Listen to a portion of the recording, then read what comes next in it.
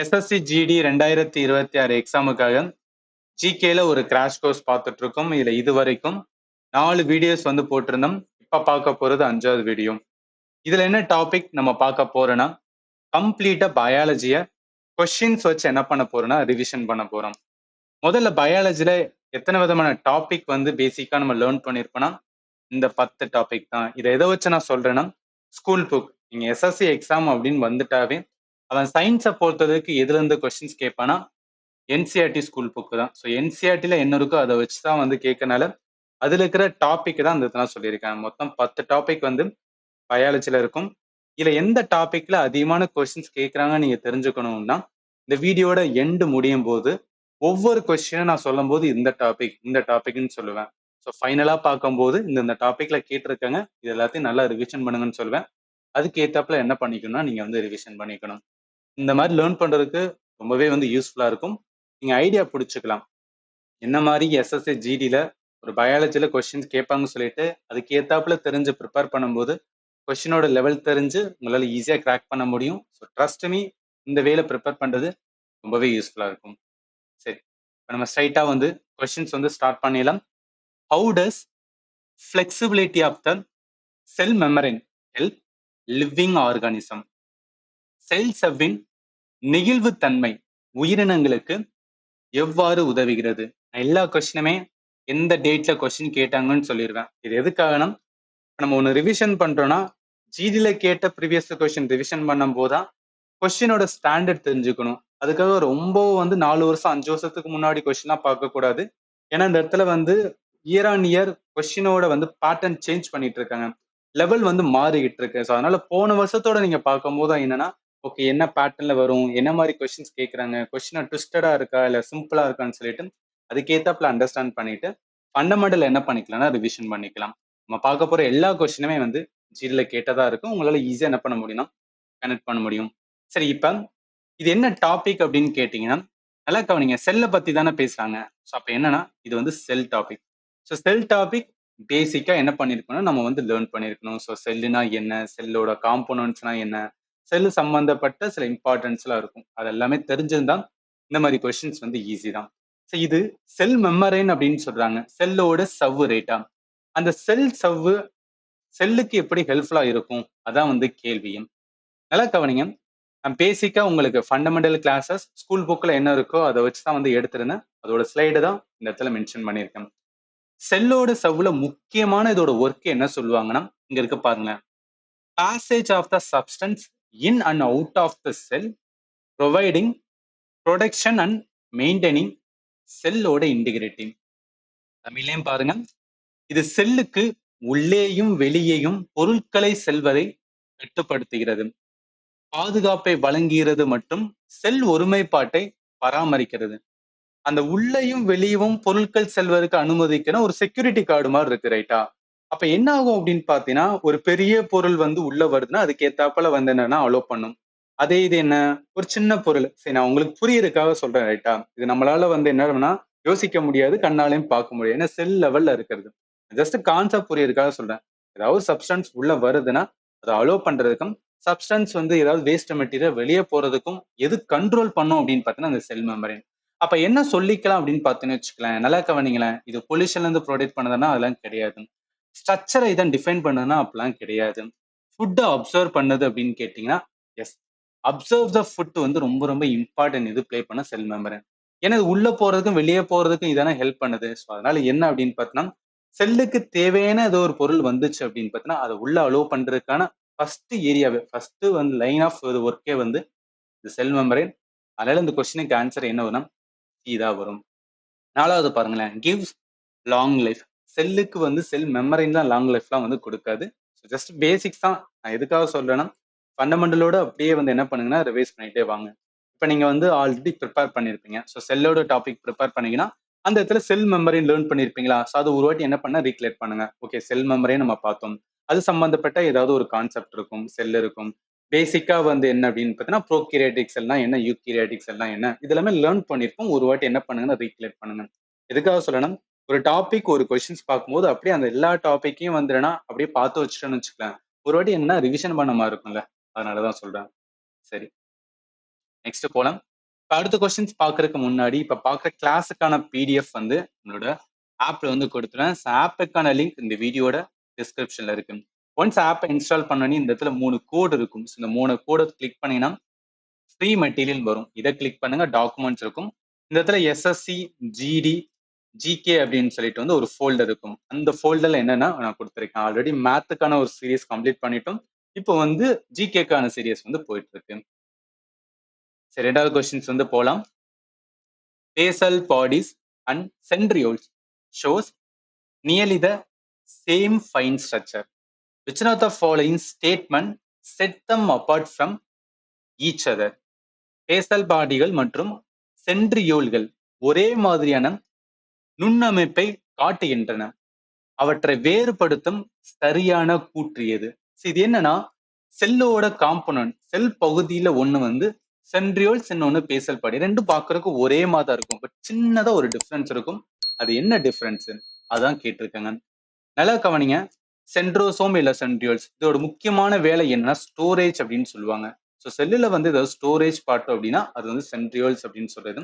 இந்த சென்ட்ரோசோம் இருக்கு பாத்தீங்களா, அதுல நல்லா கவனிங்க. இந்த சின்ன சின்ன வந்து இது முட்டுமா இருக்கு பாத்தீங்களா, இதுதான் என்ன சொல்லுவாங்கன்னா அப்பேண்டேஜஸ் அப்படின்னு சொல்லுவாங்க. ஸோ இந்த அப்பேண்டேஜஸ் எதுல மட்டும்தான் இருக்கும்னா சென்ட்ரியோல்ஸ்ல மட்டும்தான் இருக்கும், சின்ன மூட்டு மாதிரி இருக்கிறது. ஸோ அதனால என்னன்னா அதுதான் மேஜர் டிஃபரன்ஸ் பிட்வீன் எதுக்கு அப்படின்னு பாத்தீங்கன்னா பேசல் பாடிக்கும் சென்ட்ரியோல்ஸ்க்கு. ஸோ அப்ப அதை வச்சு பார்க்கும்போது என்ன, சென்ட்ரியோல்ஸ் என்ன இருக்குன்னா அந்த டிஸ்டலான அப்பண்டேஜஸ் இருக்கும், பேசல் பாடிக்கு அந்த மாதிரி கிடையாது. இதுதான் மேஜர் டிஃபரன்ஸ். அதுல இருந்து கொஸ்டினுக்கு ஆன்சர் வந்து இதா வரும். அடுத்து மூணாவது question. Name the virus spread by mosquitoes that causes inflammation in the brain. கொசுக்களால் பரவும் மற்றும் மூளையில் அலர்ஜி ஏற்படுத்தும் வைரஸ் எது? இது என்ன டாபிக்னா டிசீஸ். ஸோ ரொம்ப ரொம்ப ரொம்ப இம்பார்ட்டன்ட் டாபிக். நீங்க ஜிடி எக்ஸாம் பொறுத்தளவுக்கு எந்த டாபிக் ப்ரிப்பேர் பண்ணுவீங்களோ மாட்டீங்களோ, ஃபர்ஸ்ட் என்னன்னா செல் டாபிக் வந்து லேர்ன் பண்ணுங்க. ரெண்டாவது என்னன்னா டிசீஸ் டாபிக் வந்து லேர்ன் பண்ணுங்க. இந்த 2 டாபிக்கும் ரொம்ப ரொம்ப இம்பார்ட்டன்ட். சரி, இப்ப கொஸ்டின் பாருங்களேன். என்ன சொல்றாங்க, டிசீஸ் தெரியுது, அது வைரஸால ஏற்படுதுன்னு தெரியுது, மஸ்கிட்டோ தான் அதை வந்து பரப்புதுன்னு தெரியுது. அது என்ன பேரு அதான் வந்து கேட்டிருக்காங்க. இப்ப இதுல தமிழ்ல பார்த்தா நீங்க ஈஸியா கண்டுபிடிச்சிங்க. ஸோ மூளையோட அலர்ஜின்னு இருக்கு. ஸோ அப்ப ஜப்பானிய மூளை அலர்ஜி என்செபலைட்டிஸ் தான் என்ன அப்படின்னா இந்த கொஸ்டினுக்கு ஆன்சர். பட் நம்மளோட ஆப்ஷன் எக்ஸாம்ல இந்த மாதிரி கொடுக்க மாட்டாங்க. அவங்க என்னன்னா அப்படியே ஜப்பானீஸ் என்செபலைட்டிஸ் அப்படின்னே வந்து கொடுத்துருவாங்க. ஸோ ஞாபகத்துல வச்சுக்கங்க. அதாவது மூளை அலர்ஜி இல்ல மூளையில ஏதாவது ஒரு வீக்கம் அந்த மாதிரி வந்தாவே அது வைரஸ் ஏற்படுத்துற நோய் வந்து ஜப்பானீஸ் என்செபலைட்டிஸ் அப்படின்னு சொல்லுவாங்க. இது இம்பார்ட்டன்ட். அடுத்து next question. Animal cell are arranged in two embryonic layers and one undifferentiated layer that is called. விலங்கு செல்கள் 2 கருவூட்டப்பட்ட அடுக்களாகவும் ஒரு வேறுபாடற்ற அடுக்காகவும் அமைந்துள்ளன.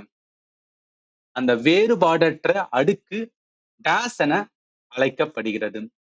இது பார்க்க வந்து ஈஸியா இருக்கிற மாதிரி இருக்கலாம், பட் ஒன் ஆஃப் த வந்துன்னா ட்ரிக்கியான கொஸ்டின்ஸ் அப்படின்னு சொல்லுவாங்க. ஏன்னா இதுல ஒரு கான்செப்ட் வந்து இருக்கு. ஒன்றும் கிடையாது. அனிமல்ஸை வந்து என்ன அப்படின்னா கிளாஸிஃபை பண்ணும்போது நல்லா கவனிங்க. அனிமல்ஸை வந்து என்னன்னா கிளாஸிஃபை பண்ணும்போது அந்த காலத்துல என்னென்ன நிறைய வேலை வந்து என்னன்னா கிளாஸிஃபை பண்ணியிருப்பாங்க. அதுல முக்கியமானது என்ன சொல்லுவாங்கன்னா இந்த மாதிரி லேயரை வச்சு வந்து என்னன்னா கிளாஸிஃபை பண்ணியிருப்பாங்க. இப்போ அனிமல் சொல்லும்போது ஹியூமனுமே அனிமல் தான், பட் நம்மளுக்கு வந்து இது வந்து வராது. சின்ன சின்ன உயிரினங்கள் இருக்கும் பாத்தீங்களா, அதுக்கு இந்த மாதிரி பிரிப்பாங்க. அதாவது என்னன்னா இந்த மண்புழுலாம் இருக்கு பாத்தீங்களா, பர்டிகுலரா சொல்ல போனா மண்புழுக்கு தான் வந்து இந்த மாதிரி பிரிக்கிறது. நல்லா கவனிங்களேன். டிப்ளோ பிளாஸ்டிக் சொல்லுவாங்க, இன்னொன்னு ட்ரிப்ளோ பிளாஸ்டிக். தமிழ்ல பாருங்களேன், ஈரடுக்கு உயிரிகள், மூவடுக்கு உயிரிகள். அந்த அடுக்கு எதை பொறுத்து வரும்னா, அந்த அடுக்கு எதை பொறுத்து இருக்குன்னா இங்க பாருங்களேன். அதாவது இப்போ ஒரு மண்புழு மாதிரிலாம் இருக்குன்னு வச்சுக்கலாம். ஸோ அந்த மண்புழு இந்த மாதிரி தானே இருக்கு. நல்லா பார்த்தீங்கன்னா உள்ள ரவுண்ட் ரவுண்டா இருக்கும். அப்படி இந்த ரவுண்ட் ரவுண்டா இருக்கு பாத்தீங்களா, அந்த ரவுண்ட் ரவுண்டா இருக்கிறதுக்கு என்ன சொல்லுவாங்கன்னா ஒரு கான்செப்ட் உருவாக்கி இருக்காங்க. அதுல சில உயிரினங்களுக்கு வந்துன்னா டிப்ளோ பிளாஸ்ட்னு சொல்லுவாங்க. சில உயிரினங்களுக்கு வந்து ட்ரிப்ளோபிளாஸ்ட் இயற்கையிலே அது இருந்தது. நம்ம ஹியூமன் என்ன பண்ணிக்கிட்டோம்னா அந்த மாதிரி ஒரு பேர் வச்சுக்கிட்டோம், ஈரடுக்கு அண்ட் மூவடுக்கு. ஏன் ஈரடுக்கு மூவடுக்குன்னா இந்த டிப்ளோபிளாஸ்ட்னா ஈரடுக்கு, அதுல 2 அடுக்கு தான் இருக்கும். அதாவது பாக்குறதுக்கு 3 அடுக்கு இருக்கிற மாதிரி இருக்கும். ஆனா நடுவுல இருக்கிற வந்து இருக்கு பாருங்களேன், அந்த சாம்பல் கலர் அது வந்து நான் லிவிங் லேயர் அப்படின்னு சொல்லுவாங்க. அதுக்கு வந்து உயிர் இருக்காது. அதனால ஈரடுக்கு வந்துன்னா இருக்கிறது. ட்ரிப்ளோபிளாஸ்டிக் என்பது மூவடுக்கு ரைட்டா? மூவடுக்குன்னா 3 விதமான அடுக்கு இருக்கும். நடுவுல இருக்கிறது டைஜஸ்டிவ் பார்ட்ன்னு சொல்லுவாங்க. அதுக்குள்ளதான் என்னன்னா, இப்ப மண்புழுலாம் சாப்பிடுதுன்னா, அதுலதான் வந்து செமிக்கக்கூடியதா இருக்கும். அடுத்து அது அந்த டைஜஸ்டிக்கு மேல இருக்கிற பார்ட் எண்டோடெர்ம் அப்படின்னு சொல்லுவாங்க. அடுத்து நடுவுல இருக்கிறது என்னன்னா மீசோடெர்ம் அப்படின்னு சொல்லுவாங்க. கடைசியில இருக்கிறது எக்டோடெர்ம் அப்படின்னு சொல்லுவாங்க. இப்ப புரியும்.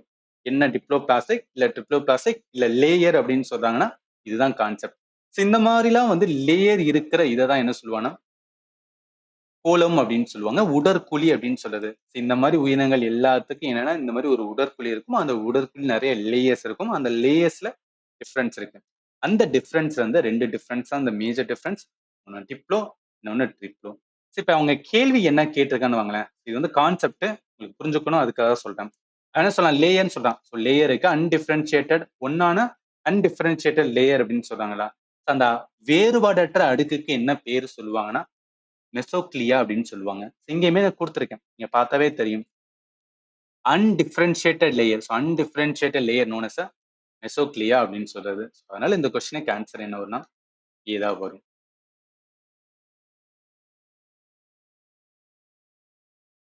நெக்ஸ்ட் போலாம்.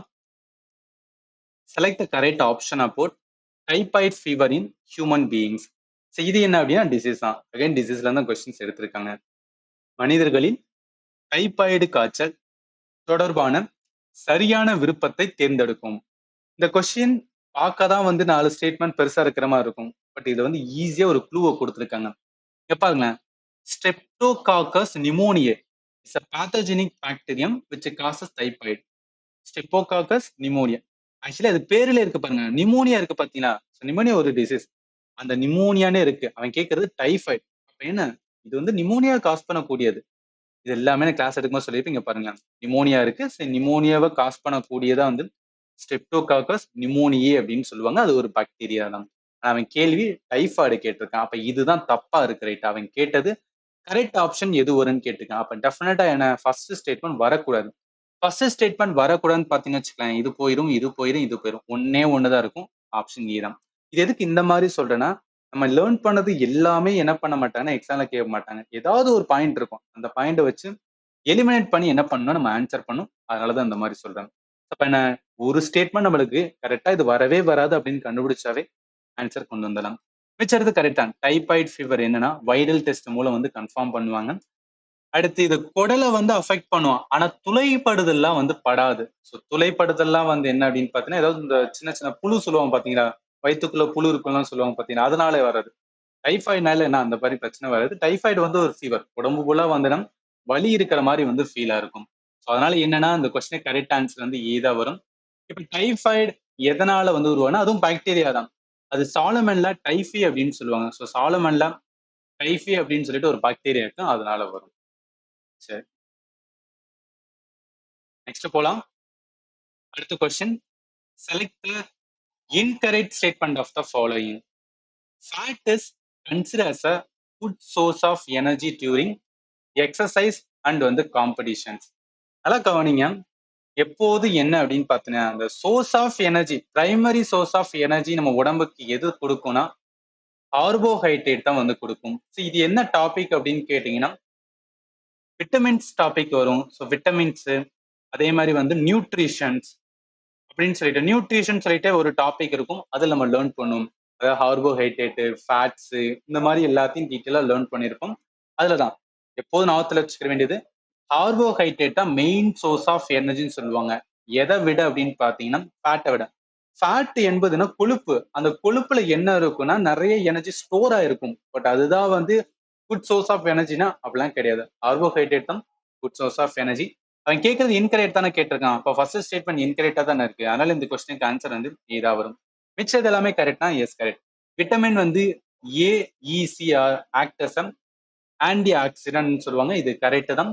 அடுத்து விட்டமின் சி என்ன பண்ணும்னா அயன் வந்து அயன் என்பது என்ன இரும்பு சத்து நம்ம உடம்புக்கு வந்து அப்சர்வ் பண்றதுக்கு ஹெல்ப்ஃபுல்லா இருக்கும் அப்படின்னு சொல்றது. அடுத்து விட்டமின் சி வந்து கலோஜன் சிந்தசிஸ். கலோஜன்னா ஒன்றும் கிடையாது, புரோட்டீனோட பகுதி அப்படின்னு சொல்லுவாங்க. ஸோ கலோஜன் என்பது புரோட்டீனோட வந்துனா பார்ட்ஸ் அப்படின்னு சொல்லுவாங்க. அதை உருவாக்குறதுக்கு ஸோ அதை ஃபார்ம் பண்றதுக்கு என்ன அப்படின்னா விட்டமின் சியோட ரோல் வந்து ரொம்பவே இம்பார்ட்டன்ட். கேள்வி வந்து இன்கரெக்ட், அதனால ஏ மட்டும் தான் வந்து இந்த question correct answer. So vitamins ரிலேட்டடா நான் டீட்டெயிலா வந்து கொடுத்துருப்பேன். விட்டமின் சி அப்படின்னு வந்தாவே என்னன்னா அதோட டிஃபிஷியன்சி வந்து ஸ்கர்வி, ஸ்வெல்லிங் ஆஃப் கம்மு, அது எதுல தான் சோர்ஸ் இருக்கும். நார்மலா வந்து படிச்சிருப்போம். ஜஸ்ட் ஒரு வாட்டி ரீகலெக்ட் பண்றதுக்காக இந்த இடத்துல சொல்றேன். நெக்ஸ்ட் வாங்க. அடுத்து பார்த்தோன்னா which one of the following plant is pteridophyte which usually found in moist shady places or garden and on hills where the temperature are low. பின் வருவனவற்றில் எது ஈரமான நிழலான இடங்கள், தோட்டங்கள் மற்றும் குறைந்த வெப்பநிலை உள்ள மலைப்பகுதியில் காணப்படும் டெரிடோபைட் தாவரம்?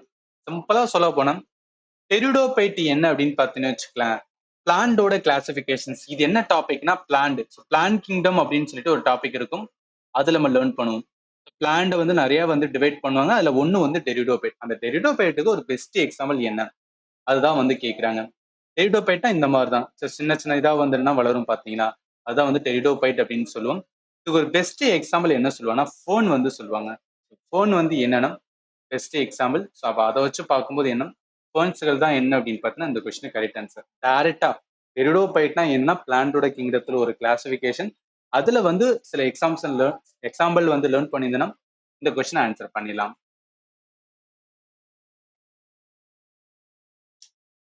அடுத்த கேள்வி, select the incorrect statement from the following about mitosis.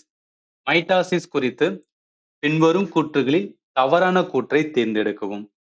இது என்ன டாபிக்? இந்த மைட்டாசிஸ் எல்லாமே நம்ம எதுல லேர்ன் பண்ணணும்னா செல் டாபிக்ல வந்து லேர்ன் பண்ணும்.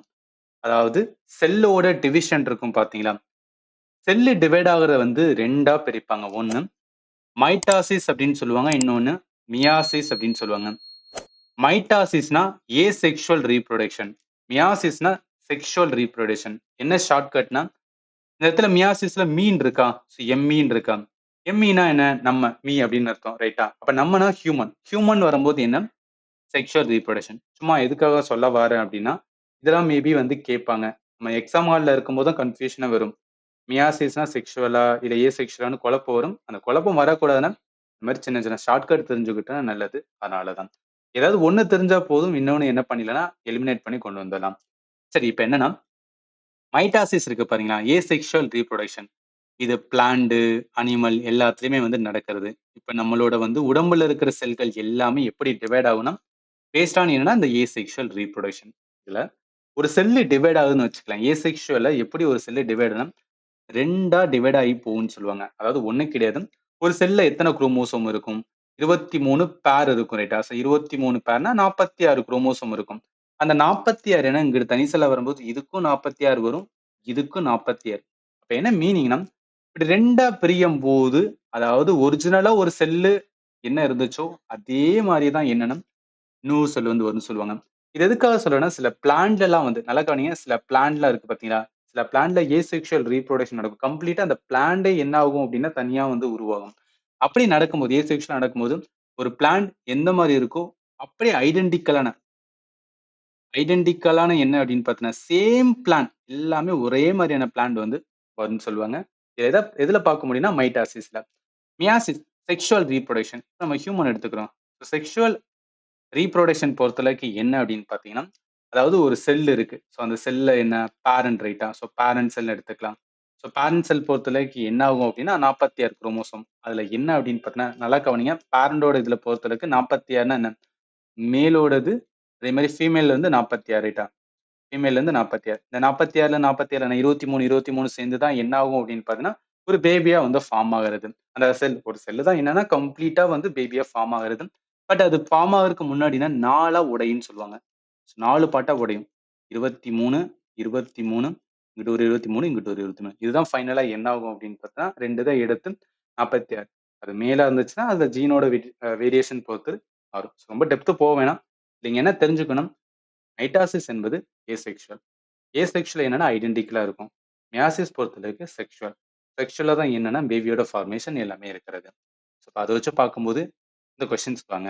இந்த கொஸ்டின் என்ன, each cell call mother cell divide to form two identical daughter cell. ஆமா, மைட்டாசிஸ்லயுமே என்னன்னா, அந்த ஒரு செல்ல என்ன சொல்லுவாங்கன்னா, மதர் செல்ன்னு சொல்லுவாங்க. அந்த மதர் செல் வந்து டிவைட் ஆகுறது என்ன சொன்னேன், 2 ஐடென்டிக்கல் டாட்டர் செல்லா டிவைட் ஆகும்னு சொன்னா, அதுதான் வந்துன்னா மைட்டாசிஸ்ல நடக்கிறது. பட் மியாசிஸ்ல அந்த மாரி நடக்காது. 4ஆ வந்து உடையும். சரி, இந்த ஸ்டேட்மெண்ட் கரெக்ட்டா இருக்கு. 2வது பாருங்களேன்.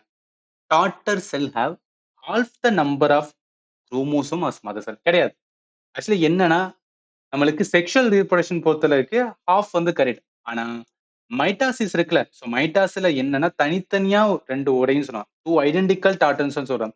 அந்த 2 டாட்டர்ஸ்லயுமே எவ்வளவுனா 46 குரோமோசோம் இருக்கும். இதுலயும் 46 இருக்கும், இதுலயும் 46 இருக்கும். ஒரு செல்ல இருக்கிறது வந்து 46 இருக்குமா? அப்படியே 2ஆ டிவைட் ஆகி 46, 46 வரும். சோ அதனால ஹால்ஃப் இருக்காது. கம்ப்ளீட்டா இருக்கும். அதனால என்ன? இந்த ஸ்டேட்மெண்ட் தான் கரெக்ட். ஏன்னா அவன் கேட்கறது இன்கரெக்ட் தான் கேட்டிருக்கான். 3வது பாருங்களேன். It help in growth and repair of the tissue in organism. இது உண்மைதான். நார்மலா வந்து இப்ப நம்ம உடம்புல இருக்க செல்லுகள்லாம் வளருது, உடைஞ்சு தான் வந்து டிவைட் ஆகும் ரைட்டா? அப்ப என்ன ஆகுது? குரோத் எல்லாமே எதனால ஆகும்னா, மைட்டாசிஸ் மூலம் தான் நடக்கும். செல் டிவைட் ஃபார் வந்து குரோத். இது உண்மைதான். ரைட்டா? பேசிக்கா மைட்டாசிஸ்னாவே வந்து செல் டிவிஷன் எதுக்காகனா, குரோத்துக்காக தான் இருக்கும். அதுல வந்து ப்ராப்பரா அந்த செல்லான மதர்ஸ்ன்னு சொல்லுவாங்க. அது 2 டாட்டர் செல்லா டிவைட் ஆகும். அதே மியாசிஸ்ல பார்க்கும்போது என்ன 4ஆ டிவைட் ஆகும். உங்களுக்கு வந்து புரிஞ்சிருக்கணும். அதனால இந்த கொஸ்டினுக்கு ஆன்சர் பி தான் வரும். நெக்ஸ்ட் போலாம். அடுத்து என்ன? If a fish eat a shrimp, the energy get transferred from. ஒரு மீனு ஒரு இறாலை உண்டால் ஆற்றல் எதிலிருந்து எதற்கு மாற்றப்படுகிறது? இது என்ன கான்செப்ட் அப்படின்னு கேட்டீங்கன்னா, நம்ம ஃபுட் செயின் லேர்ன் பண்ணுவோம்ல. ஸோ ஃபுட் செயின்ல வந்து இந்த producer, primary consumer, secondary consumer, tertiary consumer, final consumer, ஃபைனலா என்னன்னா டீகம்போசர் அப்படின்னு சொல்றது. So, இந்த கான்செப்ட்ல என்ன சொல்றாங்க? ஃபிஷ் இருக்கு, ஷ்ரிம்ப் இருக்கு. ஸோ ஃபிஷ் வந்து என்ன பண்ணுது? எது? ஷ்ரிம்ப் இறால சாப்பிடுது. ஒரு மீனு இறால சாப்பிடுதுன்னா, அந்த இறால்ல இருக்கிற எனர்ஜி என்ன மீனுக்கு வந்துன்னா ட்ரான்ஸ்ஃபர் ஆகும். அப்ப என்ன பண்ணப்படுதுன்னா, இது வந்து ஒரு கன்சியூமர். இறாலே வந்து ஒரு கன்சியூமர் தான் ரைட்டா? ஸோ அப்ப அது வந்து என்ன சொல்லுவோம் அப்படின்னு பார்த்தீங்கன்னா, consumer. So secondary consumer to மீன் என்பது வந்து டெர்ஷரி கன்சியூமர்ன்னு சொல்லுவாங்க. ஸோ அப்ப செகண்டரி கன்சியூமர்ல இருந்து டெர்ஷரி கன்சியூமருக்கு என்ன ஆகுதுன்னா, எனர்ஜி வந்து ட்ரான்ஸ்ஃபர் பண்ணப்படுது. அதனால இந்த கொஸ்டினுக்கு ஆன்சர் வந்து டி தான் வரும். அடுத்து போலாம். அடுத்து என்னன்னா, டிசீஸ வந்து மேட்ச் பண்ண சொல்லியிருக்காங்க. என்ன சொல்றாங்க பாருங்களேன். டியூபர்குலோசிஸ் குடுத்திருக்காங்க. ஸோ காசநோய்ன்னு சொல்லுவோமா? அடுத்து ஹெப்பாடைட்டிஸ் குடுத்திருக்காங்க. அடுத்து கொனேரியா குடுத்திருக்காங்க. அடுத்து வந்து மம்ப்ஸ்ன்னு சொல்லியிருக்காங்க. அது எந்த ஆர்கன அஃபெக்ட் பண்ணும்? இது பர்ட்டிகுலரா சொல்லப்போனா டிசீஸ்ல ரொம்ப ரொம்ப இம்பார்ட்டன்டானது. ஏன்னா, இதுல நெறைய லேர்ன் பண்ண வேண்டியது இருக்கு ரைட்டா? ஸோ ஒரே ஸ்டேட்மெண்ட்ல குடுக்குறதுக்கும், இப்படி குடுக்குறதுக்கு என்னன்னா, இதுல அதிகமான கன்டென்ட் தெரிஞ்சா மட்டும் தான் நம்மளால என்ன பண்ண முடியும்னா, ஆன்சர் பண்ண முடியும். பட் இதுல ஒரு அட்வான்டேஜ் இருக்கு. நம்மளால வந்து ஏதாவது 2, 3 கனெக்ட் பண்ணாலும் ஆன்சர் வந்து எடுத்துடலாம். இதுல டியூபர்குலோசிஸ். ஸோ டியூபர்குலோசிஸ் எத அஃபெக்ட் பண்ணும்னா, நம்மளோட லங்ஸ வந்து அஃபெக்ட் பண்ணும். நீங்க பார்த்தாவே தெரியும். லங்ஸ வந்து என்ன பண்ணும் அஃபெக்ட் பண்ணக்கூடியது. அடுத்து பாருங்களேன். அடுத்து என்ன ஹெப்பாடைட்டிஸ் இருக்கு பார்த்தீங்களா? ஸோ ஹெப்பாடைட்டிஸ் வந்து எத அஃபெக்ட் பண்ணக்கூடியதுனா, நம்மளோட லிவர வந்து அஃபெக்ட் பண்ணக்கூடியது. இது 2 வச்சு நம்மளால ஆன்சர் பண்ண முடியுதான்னு பார்க்கலாம். ஃபர்ஸ்ட் என்ன? டியூபர்குலோசிஸ் வந்து நம்ம லங்ஸ். அப்ப 1 வந்து சின்னு வரும். ஸோ 1ன்னு சி இருக்கிறது 3 ஆப்ஷன் இருக்கு. 4வது எலிமினேட்டட். ஹெப்பாடைட்டிஸ் வந்து என்ன அப்படின்னு பார்த்தீங்கன்னா, லிவர் ரைட்டா? So hepatitis liver. So liver இருக்கும்போது வந்து டி. ஸோ டின்னு இருக்குது. இது எலிமினேட்டட். சின்ன பி அண்ட் சி இருக்கு. இப்ப இதுல என்ன அப்படின்னு பார்த்தீங்கன்னா, நம்மளுக்கு இந்த கொனேரியாவுக்கும் மம்ப்ஸ்ன்னு தெரியணும். ஆக்சுவலி இந்த மம்ப்ஸ்ன்னு சொல்றாங்க பார்த்தீங்களா? மம்ப்ஸ் வந்து என்னன்னா, இந்த கழுத்துல ஏதாவது கட்டி வரும் பாருங்க. கழுத்துல கிடையாது. சாரி கழுத்துல கிடையாது. நம்ம கன்னத்துல கட்டி வரும்ன்னு சொல்லுவாங்கல்ல. கன்னத்துல ஒரு மாரி வீங்கிக்கிட்டு இருக்குன்னு சொல்லுவாங்கல்ல. சின்ன குழந்தைக்குலாம் பார்த்தீங்க அப்படின்னா வீங்கிக்கிட்டு இருக்கும். அதுதான் மம்ப்ஸ் அப்படின்னு சொல்றது. அப்ப என்னன்னா, சலைவரி கிளாண்ட்ஸோட வீக்கத்தினால வர்றதா வந்து என்ன அப்படின்னா, அந்த மம்ப்ஸ். அப்ப என்ன மம்ப்ஸ்னா 4வதுக்கு வந்து ஈன்னு வருது. ஆப்ஷன் சில இருக்கும். கொனேரியா எத அஃபெக்ட் பண்ணும் அப்படின்னு பார்த்தீங்கன்னா, இனப்பெருக்க உறுப்பு இருக்கு பார்த்தீங்களா? இனப்பெருக்க உறுப்புல தான் வந்து பிரச்சனை ஏற்படுத்தும். அதாவது கொனேரியா என்ன வரும் அப்படின்னா, ரீப்ரொடக்டிவ் ட்ராக்ட். அதாவது இந்த கொஸ்டினுக்கு ஆன்சர் வந்து சி தான். இதுல என்ன தெரிஞ்சுக்கணும்னா, என்னென்னலாம் டிசீஸ் இருக்கு, அது எத அஃபெக்ட் பண்ணும், அது வந்து நம்ம கொஞ்சம் பார்த்துக்கிட்டா, ரொம்பவே வந்து எக்ஸாமுக்கு யூஸ்ஃபுல்லா இருக்கும். இதுதான் லேர்னிங். சும்மா நம்ம போயிட்டு வந்து உட்கார்ந்து ஃபண்டமெண்டல் ரிவிஷன் பண்ணோம்னு வச்சுக்கோங்களேன், போர் அடிச்சு போயிரும்ல. இந்த மாரி பார்க்கும்போது உங்களுக்கு ஒரு ஐடியா கிடைக்கும். ஓகே இப்படிதான் கொஸ்டின் எடுக்குறான் போல. அப்ப இந்த மாரி எடுக்கும்போது என்ன பண்ணணும்னா, ஒரு டிசீஸ்னா அது எத அஃபெக்ட் பண்ணும் அப்படின்னு சொல்லி என்ன பண்ணுவீங்க, நீங்க தனியா நோட்டு போட்டு கூட எழுதலாம். இப்ப எழுதுனா கூட வந்து என்னன்னா, யூஸ்ஃபுல்லா தான் இருக்கும். ஸோ அதனால கான்செப்ட்ட புரிஞ்சுக்கங்க. என்ன கேட்குறான்னு தெரிஞ்சு, அதுக்கு ஏத்தாப்புல பிரிப்பேர் பண்ணும்போது, உங்களால ஸ்கோர் பண்ண முடியும். ஏன்னா கண்டதையும் படிக்கலாம் இந்த இடத்துல. இந்த மெட்டீரியலுக்கு வந்து பஞ்சமே கிடையாது. நீங்க எங்க போனாலும் மெட்டீரியல் இப்ப ஏஐயும் வந்துருச்சு. நீங்க என்ன போட்டாலும் ஆன்ஸர் குடுக்கும். ஸோ அத எப்படி நம்ம யூஸ் பண்றோம்னு தான் இருக்கு. புரிஞ்சுக்கங்க. நெக்ஸ்ட் வாங்க. Which one of the following is not correctly matched அப்படின்னு இருக்கு. இதுல என்ன சொல்றாங்க? நியூக்ளியஸ், ரைபோசோமு, லைசோசோமு, மைட்டோகாண்ட்ரியா எல்லாமே என்னன்னா செல்லோட வந்து பகுதிகள் தான். இதுல நியூக்ளியஸோட முக்கியமான வேலை என்ன? நியூக்ளியஸ்குள்ள தான் என்ன இருக்குன்னா, ஜீன் இருக்கும் ரைட்டா? அப்ப ஜீனோட ஜெனடிக் இன்ஃபர்மேஷன ஸ்டோர் பண்ணியிருக்கு. இது கரெக்ட்டா இருக்கு. ரைபோசோம். ரைபோசோம் வந்து புரோட்டீன் சிந்தசிஸ். ஆக்சுவலா ரைபோசோமோட முக்கியமான வேலையே புரத உற்பத்தின்னு சொல்லுவாங்க. அதனால இதுவும் கரெக்ட்டா தான் இருக்கு. லைசோசோம் சூசைட் பேக்ன்னு சொல்லுவாங்க. அதாவது ஒரு செல் இருக்குன்னு வச்சுக்கங்களேன். செல்ல ஏதாவது தேவையில்லாத ஒரு வேஸ்ட் மெட்டீரியல் இல்ல ஏதாவது வந்துன்னா தேவைப்படாது. ஃபார் எக்ஸாம்பிள் செல்லுக்கு வந்து என்னன்னா, தேவைப்படாத ஏதாவது ஒரு கிருமி உள்ள வந்துருச்சுன்னா, அந்த கிருமிய அட்டாக் பண்ணி அத அப்படியே விழுங்குறது என்ன அப்படின்னு சொன்னாங்கன்னா, இந்த லைசோசோம் தான் வந்து சொல்லுவாங்க. இதுவும் கரெக்ட்டா தான் இருக்கு. அப்ப என்னதான் தப்பா இருக்குன்னா மைட்டோகாண்ட்ரியா. மைட்டோகாண்ட்ரியா கொழுப்ப வந்து மாற்ற செயலெல்லாம் வேலை பார்க்காது. மைட்டோகாண்ட்ரியா ஏடிபி எனர்ஜி என்ன பண்ணும்னா புரொடியூஸ் பண்ணும் ரைட்டா? எல்லாருக்குமே தெரிஞ்சது தான். மைட்டோகாண்ட்ரியோட முக்கியமான வேலை என்னன்னா, பவர் ஹவுஸ் ஆஃப் த செல் அப்படின்னு சொல்லுவோம். ஏடிபி என்ன பண்ணும்னா ஜெனரேட் பண்ணும். அதனால என்ன அப்படின்னு பார்த்தீங்கன்னா, இது தப்பா இருக்கிறது என்னன்னா, இதுதான். மைட்டோகாண்ட்ரியா லிபிட் மெட்டபாலிசம் இதுதான் தப்பா இருக்கு. அடுத்து வாங்க. Organism when faced with new circumstances and surrounding start adopting new character to fit into their environment. This is termed as புதிய சூழ்நிலைகள் மற்றும் சுற்றுப்புறங்களை எதிர்கொள்ளும் போது உயிரினங்கள் தங்களின் சூழலுக்கு ஏற்ப புதிய பண்புகளை ஏற்றுக்கொள்ள தொடங்குகின்றன. இதை டேஸ் என்று அழைக்கப்படுகின்றன. ஒண்ணும் கிடையாது. ஒரு புது இடத்துக்கு போகும்போது ஒரு அடாப்டேஷன் இருக்கும் பாத்தீங்களா? பிஹேவியரல் அடாப்டேஷன் அப்படின்னு சொல்லுவாங்க. இது எல்லா அனிமலுக்கும் இருமே, இன்க்ளூடிங் ஹியூமனுக்கு தான். பெஸ்ட் எக்ஸாம்பிள் வந்து டைகர வச்சு தான் நம்ம ஸ்கூல் புக்ல குடுத்திருப்பாங்க. அதாவது டைகர் நல்லா கவனிங்களேன். ஏதாவது ஒண்ண வேட்டையாட போகும்போது, அது பதுங்கி, பதுங்கி வந்து போயிட்டு இருக்கும். அந்த பதுங்கி, பதுங்கி போறதான் வந்து பிஹேவியரல் அடாப்டேஷன். ஏன்னா அந்த இடத்துல அது பதுங்கி போயிட்டு அந்த புல்களுக்கு இடையே அப்படி பண்ணும்போது தான், அதனால என்ன பண்ண முடியும்னா, அந்த என்னவ வந்து கொல்ல நினைக்குதோ அத கொண்டு, அதன் மூலம் இது வந்து உயிர் வாழ முடியும். இதெல்லாமே கொஞ்சம் கொஞ்சம் அது என்ன பண்ணிக்கிறது, அந்த இடத்துல வாழ்றதுக்காக அடாப்ட் பண்ணிக்கிறது. இதுதான் வந்து பிஹேவியரல் அடாப்டேஷன் சொல்லுவாங்க. அதனால இந்த கொஸ்டினுக்கு ஆன்ஸர் வந்து இதான். அடுத்து பாருங்க. The saliva helps in the digestion of food in animal. What does it do அப்படின்றதுக்கா? விலங்குகளில் உணவோட செரிமானத்திற்கு உமிழ்நீர் உதவுகிறது. அது என்ன செய்யும்? நார்மலா தெரியும். அதாவது நம்ம சாப்பிடுறது எல்லாமே உமிழ்நீரோட சேரும்போது, பெரிய பெரிய இது எல்லாத்தையும் வந்துன்னா, சின்ன சின்னதா வந்துன்னு நொறுக்கி கொடுக்கும் ரைட்டா? Break down starch into the சுகர்ன்னு சொல்லுவாங்க. மாவு சத்தை சர்க்கரையாக உடைக்கிறது எது அப்படின்னு கேட்டீங்கன்னா, சலைவா தான் சொல்றது. Help in sensing the taste of food வந்து நாக்கு குடுக்கும். இது வராது. லோவர் சான்ஸ் ஆஃப் அலர்ஜி இது கிடையவே கிடையாது. Prevent food from entering the white pipe அதெல்லாம் டெஃபினட்டா கிடையாது. ஸோ அதனால என்ன? இது ரொம்பவே ஈஸியா இருக்கு. நீங்க ஸ்டேட்மெண்ட் வந்து எலிமினேட் பண்ணி ஆன்சர் வந்து எடுத்துடலாம். அடுத்து பாருங்க. Xerophthalmia refer to the sign and symptom of which sense organ related to vitamin A deficiency. இந்த மாதிரி ஒரு கொஸ்டின்ஸ் பார்த்தனே. ஸோ செரப்தால்மியான் இருக்கு அப்படின்னு ஒரு இதை நான் கேள்விப்பட்டதே இல்லை அப்படின்னு சொல்லிட்டு நீங்க ஸ்கிப் பண்ணிட்டு போறதை விட கொஞ்சம் யோசிச்சு பொறுமையா யோசிச்சு ஓகே அவன் என்ன சொல்றான். செரப்தால்மியா என்பது விட்டமின் ஏ பற்றாக்குறையால் பாதிக்கப்படும் எந்த உணர்வு உறுப்பை குறிக்கிறது. ஓகே இது ஒரு நோய் சொல்றாங்க. அது என்னன்னா விட்டமின் ஏ குறைபாட்டால வரும்னு சொல்றாங்க. அது எந்த உறுப்பை பாதிக்கும்? நம்மளுக்கு இந்த நோய் தெரியாட்டாலும் விட்டமின் ஏ வந்து அதனால குறைபாடு வந்து எதனால வரும்னு தெரியுங்களா? விட்டமின் ஏவினாவே நம்ம கண்ணு தான் ரைட்டா. அதாவது நம்ம வீட்டுல கூட சொல்லுவாங்கல்ல, நல்லா மீன்லாம் அதிகமா சாப்பிடுறா அப்பதான் வந்து என்னன்னா கண்ணு வந்து தெரியும்னு சொல்லுவாங்கல்ல. அந்த டைம்ல சொன்னாதான் இது மேல சொல்ல ஈஸியா கனெக்ட் பண்ண முடியும். விட்டமின் ஏ அப்படின்னாவே நல்லா கவனிங்க. விட்டமின் ஏனாவே அதோட இது பேர் வந்து ரெட்டினால் தான் சொல்லுவாங்க. அதன் மூலம் என்னன்னா, அதாவது விட்டமின் ஏ குறைபாடா இருந்துச்சுன்னா நம்மளுக்கு வர முக்கியமானது என்ன? Night blindness, xerophthalmia, irregular growth of teeth.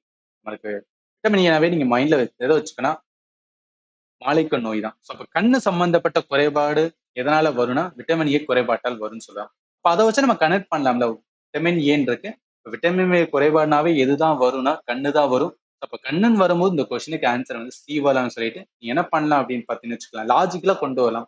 நான் எதுக்கு சொல்றேன்னா, ஜிடி பொறுத்தவரைக்கும் நமக்கு எல்லா கொஸ்டின் அதுவும் ஜிகே டாபிக்ல நமக்கு எல்லாமே தெரிஞ்ச மாதிரி இருக்காது. தெரியாத மாதிரி தான் இருக்கும். ஏன்னா நிறைய வந்து என்னன்னா கண்டென்ட் இருக்கு. ஸோ அதனால என்ன பண்ணணும்னா நீங்க வந்து தாராளமா என்ன பண்ணுங்க அப்படின்னா எலிமினேட் பண்ணி இந்த மாதிரி ஆன்சர் பண்ணுங்க. ஏன்னா நான் ஆல்ரெடி சொல்லியிருக்கேன்.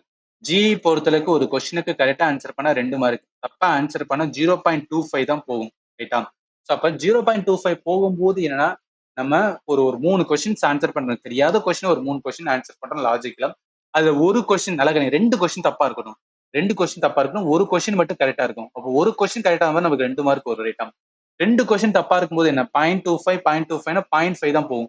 நம்ம ஃபைனலா எவ்வளவு வந்து நிக்குது பாருங்களேன், 1 பாயிண்ட். ஸோ 1.5 வந்து நிக்குதா, 1.5 மார்க் வந்து நிக்கும். ஸோ அதுக்காக தான் சொல்றேன், எவ்வளவு கொஸ்டின்ஸ் கேட்டிருக்காங்களோ மேக்ஸிமம் கொஸ்டின் வந்து ஆன்சர் பண்ணுங்கன்னு சொல்லுவேன். எந்த இதுக்கு போச்சுன்னா ஜிடிக்கு மட்டும். ஏன்னா ஜிடிபில வந்து கட் ஆஃப் ரொம்ப கம்மி, மார்க் கட் ஆஃப் கிடையாது, நெகட்டிவ் வந்து ரொம்ப கம்மி, மார்க் கொஞ்சம் அதிகம்னால நீங்க என்ன பண்ணலாம், ட்ரை பண்ணலாம், லாஜிக்கல் வேலையும் ட்ரை பண்ணலாம். அதுக்காக தான் சொல்றேன். நெக்ஸ்ட் போலாம்.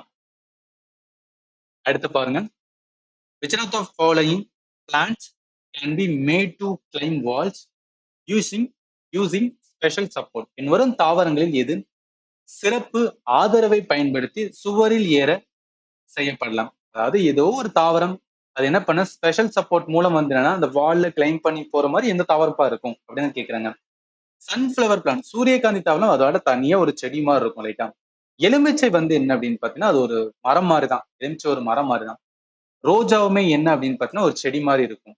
ஆனா அந்த பூசணிக்காய் இருக்க பாத்தீங்கன்னா, நீங்க பூசணிக்காய் போட்டீங்கன்னா டெஃபினட்டா தெரியும். இந்த மாதிரி என்ன அப்படின்னா இந்த மாதிரி வச்சிருப்பாங்க. அதுல என்னன்னா கொடி கொடியா ஏறி ஏறி ஏறி போய் என்ன ஆயிடும்னா, அதாவது ஒரு இது சப்போர்ட் பண்ணி இருக்கா, அதனாலதான்.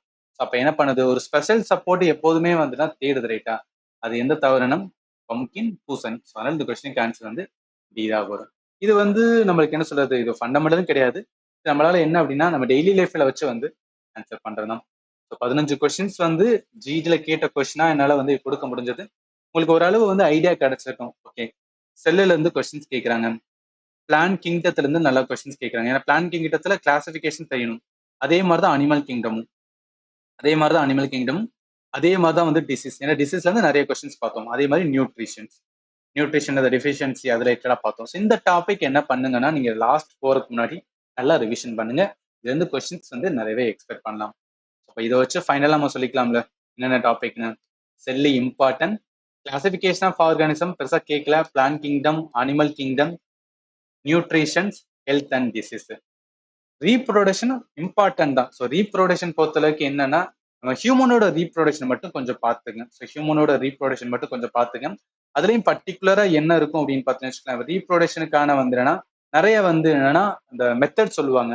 அதாவது என்ன, கருத்தரித்தலுக்கு வந்து என்னன்னா என்ன பாதுகாப்பான முறைகள் இருக்கு, அதெல்லாமே இருக்கும். அதை கொஞ்சம் பார்த்து வச்சு இதுதான். நீங்க இந்த 10வது டாபிக்லாம் பார்க்கணும் அவசியமே கிடையாது. நான் சொன்ன டாபிக் மட்டும் பாருங்க, கண்டிப்பா யூஸ்ஃபுல்லா இருக்கும். ஏன்னா இதெல்லாம் ரிவிஷன் டைம்ல என்ன தேவையோ அதுதான் பண்ணும்.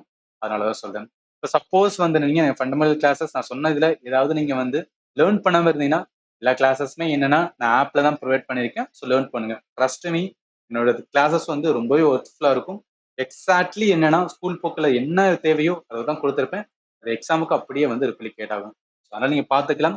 ஆப்புக்கான லிங்க் ஆல்ரெடி சொல்லிட்டேன், இந்த வீடியோட டிஸ்கிரிப்ஷன்ல இருக்கு. நான் entire GS topic plus math மட்டும் தான் என்னன்னா டெடிக்கேட்டடா சென்ட்ரல் கவர்மெண்ட் எக்ஸாமுக்காக நான் டீச் பண்றதுனால அதனால தாராளமா நீங்க ஃபாலோ பண்ணலாம். நல்லாவே வந்து யூஸ்ஃபுல்லா இருக்கும். இதுல என்னன்னா எப்படி ஜாயின் பண்றதுனா ஒன்ஸ் ஆப்பை இன்ஸ்டால் பண்ணீங்கன்னா இதுல ஸ்டோர் இருக்கும். ஸ்டோரை கிளிக் பண்ணி இந்த மாதிரி வரும். இதுல 400 காமிக்கும். பட் நீங்க பே பண்ணும்போது 440 ரூபா பே பண்ணுவீங்க. ஒரு வருஷம் வேலிடிட்டி. அதாவது என்னைக்கு பே பண்றீங்களோ அன்னையில இருந்து 1 இயர் ஃபுல்லா என்ன பண்ணிக்கலாம், நீங்க வந்து கோர்ஸை வந்து ஆக்சஸ் பண்ணிக்கலாம். சப்போஸ் ஏதாவது டவுட் வருது, நான் சொன்னதுல ஏதாவது டவுட் இருக்கு, இல்ல ஏதாவது வந்து என்னன்னா லாஸ்ட் மினிட் ரிவிஷனுக்கு வந்து ரொம்பவே வந்து ஸ்ட்ரெஸ்ஸா இருக்கு சார், ஏதாவது ஒரு மோட்டிவேஷன் பண்ணுங்க, சம்திங் ஏதாவது ஒரு ஷெட்யூல் மாதிரி கொடுங்க அப்படின்னு சொன்னா கூட நான் உங்களுக்கு வந்து பர்சனலா என்ன பண்ணுவேன், கைட் பண்ணுவேன். இந்த இடத்துல என்னன்னா எல்லாரும் கண்டென்ட் கொடுக்குறாங்க. நீங்க யூடியூப் போனாவே கண்டென்ட் தான், நீங்க எங்க போனாலும் என்னென்ன கண்டென்ட் இருக்கு. பட் ப்ராப்பர் ஒரு கைடன்ஸ், ஒரு மென்டர்ஷிப் பண்றாங்களான்னு பாத்தீங்கன்னா அது ஒழுங்கவே கிடையாது.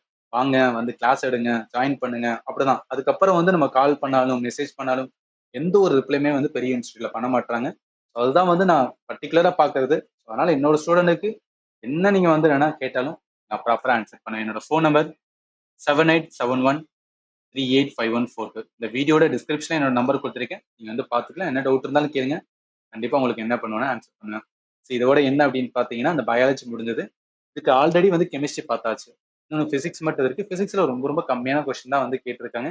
அதே மாதிரி ஸ்ட்ராட்டஜிக்கு ஒரு இம்பார்ட்டன்ட் டாபிக் இருக்கு. ஸோ அதெல்லாம் என்ன பண்ணலாம்னா இதுக்கப்புறம் ஒவ்வொன்றா பார்த்துக்கலாம். டைம் கம்மி தான்.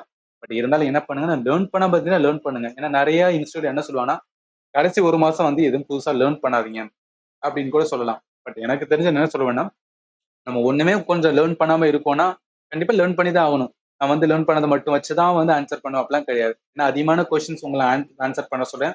நம்மளுக்கு வந்து என்னன்னா நெகட்டிவ் கம்மியா இருக்கு, மார்க் அதிகமா வரும்போது நீங்க என்ன பண்ணலன்னா ஓரளவு வந்து என்னன்னா உங்களுக்கு நார்மலா தெரிஞ்சதை விட தெரியாத கொஸ்டினை என்ன பண்ணலாம் லாஜிக்கலா வந்து ஆன்சர் பண்ண பார்க்கலாம். ஸோ அதனாலதான் வந்து லேர்ன் பண்ணும்போது என்ன பண்ணுங்க அப்படின்னா என்னெல்லாம் லேர்ன் பண்ணாம இருக்கீங்களோ எல்லாத்தையும் லேர்ன் பண்ணுங்க. கண்டிப்பா உங்க எக்ஸாமுக்கு வந்து யூஸ்ஃபுல்லா இருக்கும். ஸோ அதனால பயப்படாதீங்க. நிறைய ஸ்டூடெண்ட் வந்து என்னன்னா ரொம்ப பயமா இருக்குன்னு நினைக்கிறீங்க. எதுவும் பயப்படாதீங்க. உங்களோட ஃபுல்லஸ்ட் ஹார்ட் ஒர்க் கொடுங்க. கண்டிப்பா உங்களால கிளியர் பண்ண முடியும். கண்டிப்பா என்ன பண்ணுவோம்னா ரிசல்ட்ல வந்து உங்க பேரை பார்ப்பாங்க. நெக்ஸ்ட் வீடியோல பார்க்கலாம். அண்ட் ஃபைனலி தேங்க்யூ ஃபார் வாட்சிங் and have a nice day.